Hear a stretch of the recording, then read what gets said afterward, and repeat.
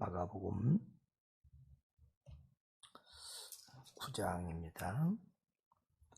14절부터 29절까지 보겠습니다. 마가복음 9장 14절부터 29절까지 우리 합독하겠습니다. 같이 읽겠습니다. 이에 그들이 제자들에게 와서 보니 큰 무리가 그들을 둘러싸고 서기관들이 그들과 더불어 변론하고 있더라. 온 무리가 곧 예수를 보고 매우 놀라며 달려와 문안하거늘 예수께서 물으시되 너희가 무엇을 그들과 변론하느냐? 우리 중에 하나가 대답하되 선생님, 말 못하는 귀신 들린 네 아들을 선생님께 데려왔나이다. 귀신이 어디서든지 그를 잡으면 거푸러져 거품을 흘리며 이를 갈며 그리고 파리해지는지라. 내가 선생님의 제자들에게 내쫓아 달라 하였으나 그들이 능히 하지 못하더이다.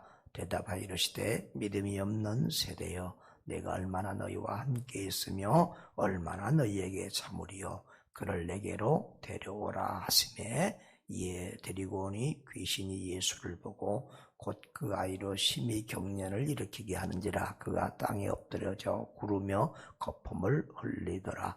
예수께서 그 아버지에게 물으시되 언제부터 이렇게 되었느냐 하시니 이르되 어릴 때부터니이다. 귀신이 그를 죽이려고 불과 물에 자주 던졌나이다. 그러나 무엇을 하실 수 있거든 우리를 불쌍히 여기사 도와주옵소서. 예수께서 이르시되 할 수 있거든이 무슨 말이냐? 믿는 자에게는 능하지 못할 일이 없느니라 하시니 곧 그 아이의 아버지가 소리를 질러 이르되 내가 믿나이다. 나의 믿음 없는 것을 도와주소서 하더라. 예수께서 무리가 달려와 모이는 것을 보시고 그 더러운 귀신을 꾸짖어 이르시되 말 못하고 못 듣는 귀신아, 내가 네게 명하노니 그 아이에게서 나오고 다시 들어가지 말라 하시매 귀신이 소리 지르며 아이로 심히 경련을 일으키게 하시고 나가니 그 아이가 죽은 것 같이 되어 많은 사람이 말하기를 죽었다 하나 예수께서 그 손을 잡아 일으키시니 이에 일어서니라. 집에 들어가심에 제자들이 조용히 묻자오되 우리는 어찌하여 능히 그 귀신을 쫓아내지 못하였나이까? 이르시되 기도회의 다른 것으로는 이런 종류가 나갈 수 없느니라 하시니라. 아멘. 주님께서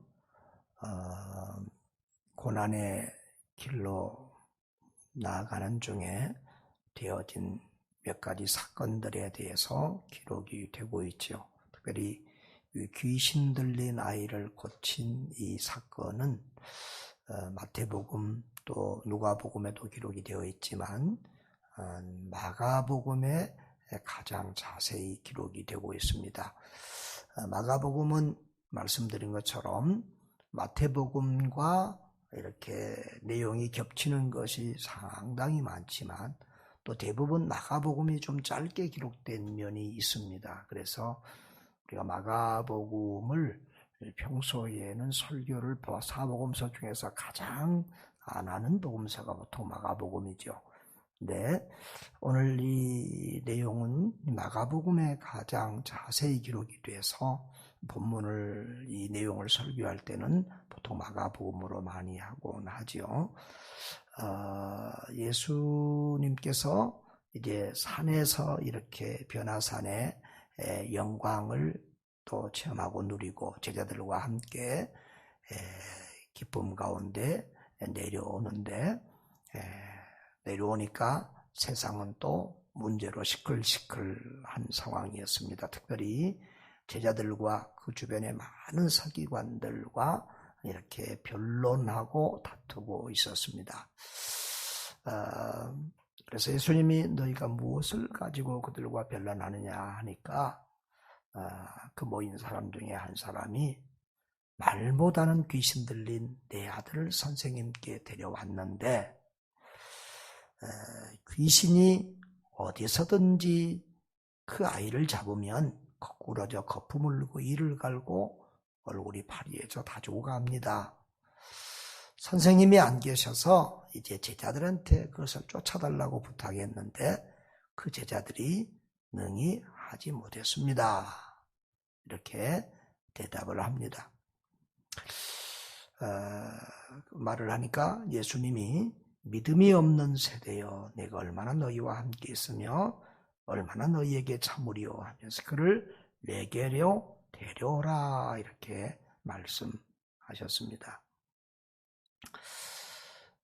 그래서 예수님이 그 아이를 고쳐주시지요. 그런데 이제 제자들은 왜 자기들은 고치지 못했는지, 이전에 예수님이 능력을 주셔서 둘씩 짝지어서 전도의 현장으로 보냈을 때는 그때는 자기들도 귀신도 쫓아내고 기적도 행하고 그랬는데 왜 지금은 안 됩니까? 왜 오늘은 안 됐습니까? 이렇게 물으면서 그렇게 할 때 예수님께서 기도 외에 다른 것으로는 이런 종류가 있을 수 없다 그렇게 말씀하시는 본문인데요. 그렇습니다. 무슨 사건이든지 그 사건을 예수님께 가지고 가는 것은 맞습니다. 이 아버지는 귀신 들린 아들의 문제를 가지고 예수님께 왔습니다. 근데 예수님이 안 계시니까 제자들에게 부탁을 했는데 그 문제가 해결이 되지 않아서 상당히 실망한 그런 상황이었습니다.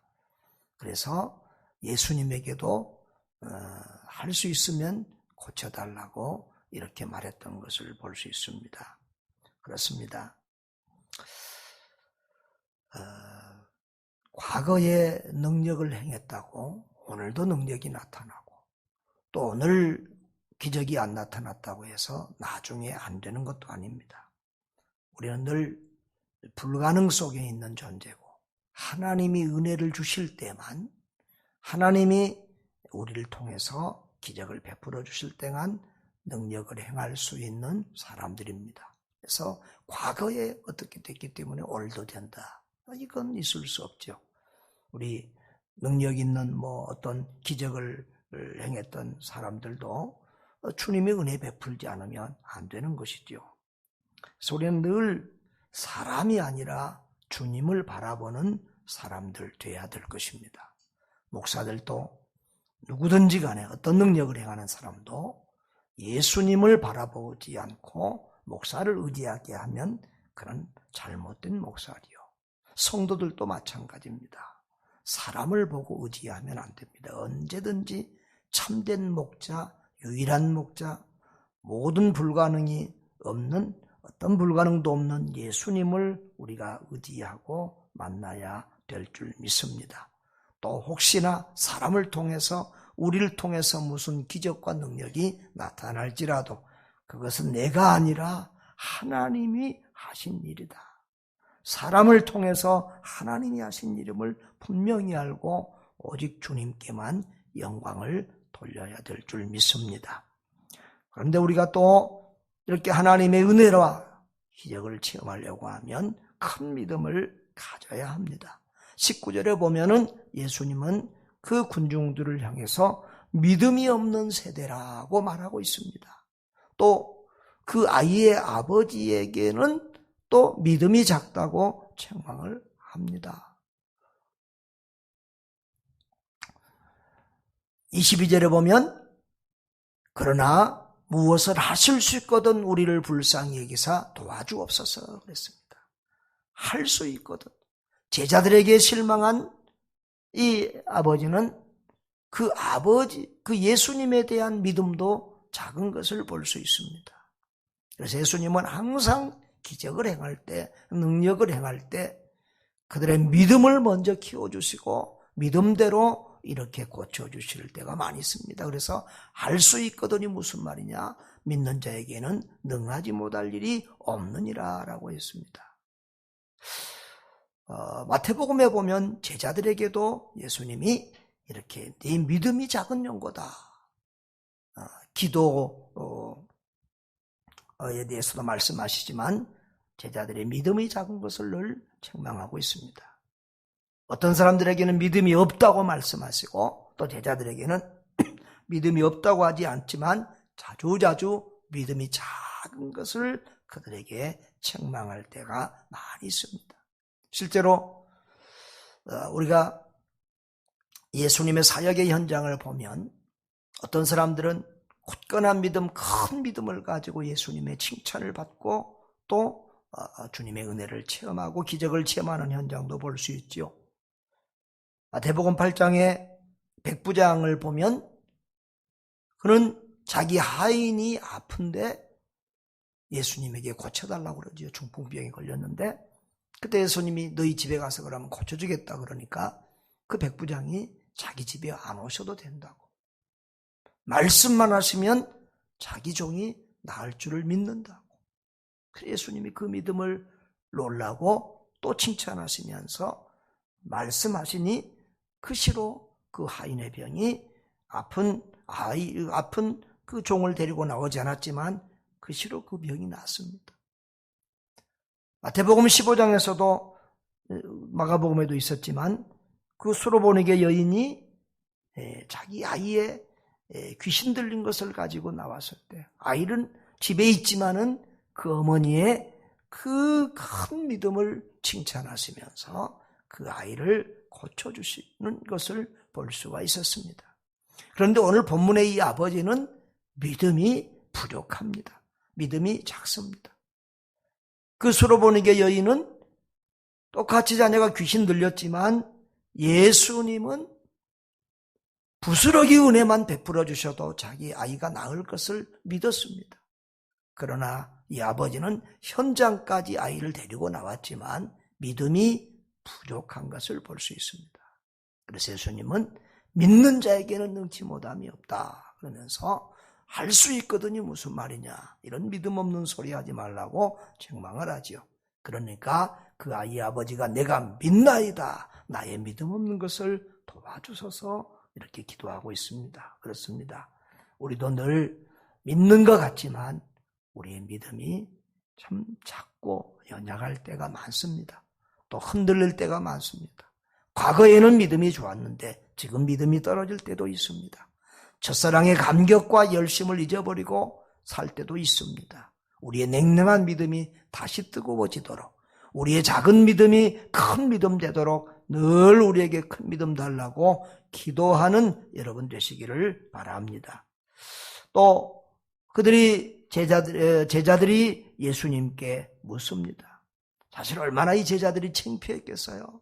그런데 왜 우리는 이렇게 되지 않았습니까? 그러니까 기도와 금식에는 마태복음에는 기도와 금식 외에는 이렇게까지 금식까지 포함시켜서 말씀하고 있는데요.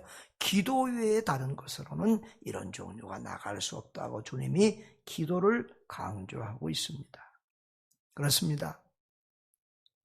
똑같은 기도지만 하나님을 온전히 신뢰하는 믿음의 기도. 그것이 중요합니다. 가만히 기도에 대해서 묵상해 보면 어찌 보면 기도하지 않는 것은 교만함입니다. 믿음 없기 때문에 기도하지 않고 교만하기 때문에 기도하지 않습니다.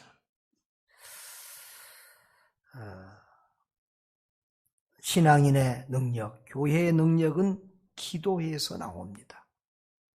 그런데 우리 현대 교회는 오늘 우리들은 참 열심히 부지런히 사느라고 기도는 늘 뒷전이 되기도 하고 또 현대 교회는 회의하는 시간은 많아도 기도하는 시간은 점점 줄어들고 있습니다. 이 제자들은 지금 왜 이런 일을 행하지 못하고 기적을 이 아이를 고치지 못했을까요? 자, 지금 예수님은 앞선 3명의 제자 베드로와 야고보와 요한을 데리고 산으로 갔습니다. 9명만 남아 있었습니다. 그들의 마음은 복잡했을 것입니다. 어찌 보면 주님은 왜 저 3명만 더 끼고 돌까? 아마 그런 불만도 있을 수 있었을 것이고, 또 이제 예수님이 저 베드로, 요한, 야고보만 더 알아주는데 이때 이제 나도 한번 이 병을 고쳐서 예수님에게 인정을 받아야 되겠다. 스승님에게 인정을 받아야 되겠다. 이런 어떤 인간적인 여러 가지 마음들이 있었을 것입니다. 그랬을 때 그들은 능력 있는 기도의 사람이 될 수 없었습니다. 순수한 마음으로, 정말 겸손한 마음으로 간절히 주님 앞에 메어달릴 때, 또 마태복음에서 말씀한 것처럼 금식기도까지도 말씀했는데, 금식기도는 가장 간절한 기도 아니겠습니까? 그런 자세로 주님께 매달릴 때 주께서 또 우리를 긍휼히 여기사 하나님의 은총과 기적을 베풀어 주실 줄 믿습니다.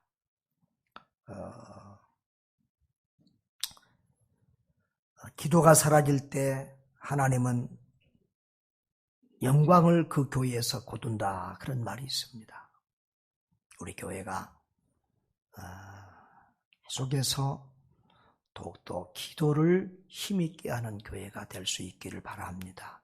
이 코로나와 또 여러 가지 환경이 우리를 힘들게 하지만 그럴수록 더 강하게, 더 절실하게, 더 간절히 기도하는 기도의 사람들, 또 세계 선교를 감당해야 되는 우리 교회는 정말 이 기도의 엔진이 강하게 돌아가지 않으면 후원도 못할 뿐만 아니라 그 세계 선교의 사명도 감당할 수 없습니다. 우리는 우리 자신을 위해서도 기도해야 되고, 민족 복음화와 세계 복음화를 위해서도, 또 우리를 믿고 저 선교의 현장에서 외롭게 분투하고 있는 우리 선교사님들을 위해서도 힘있게 기도해야 될 줄 믿습니다. 정말 어떤 교회보다도 더 많은 기도가 필요하고 기도의 용사들이 필요한 교회가 우리 교회입니다.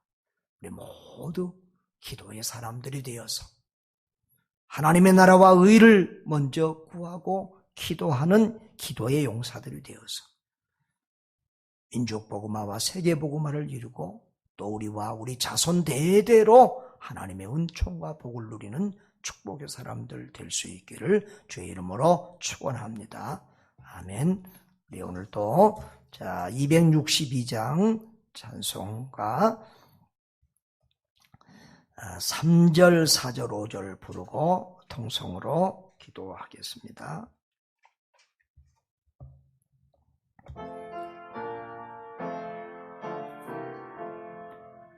주리 죄로 인하여 피 흘려 죽으셨으니 주밖에 없는 사랑을 만 백성 알게 전하세. 주 예수 사랑 못 잊어 나 항상 눈물 흘리네. 이 세상 어디 가든지 나 주만 생각합니다. 목마른 자의 샘매와 영생의 물을 마시라. 내 주를 사랑한데도 늘 맘에 부족하도다. 다 같이 주여 부르짖고 기도합니다. 주여, 살아계신 아버지 하나님, 주의 은혜를 감사합니다. 우리는 문제 속에 있지만 그 문제를 가지고 주님께 나오지 않고 내 힘으로, 내 능력으로, 내 열심으로, 내 지혜로 해결해 보려고 아둥거리고 바둥거릴 때가 많습니다.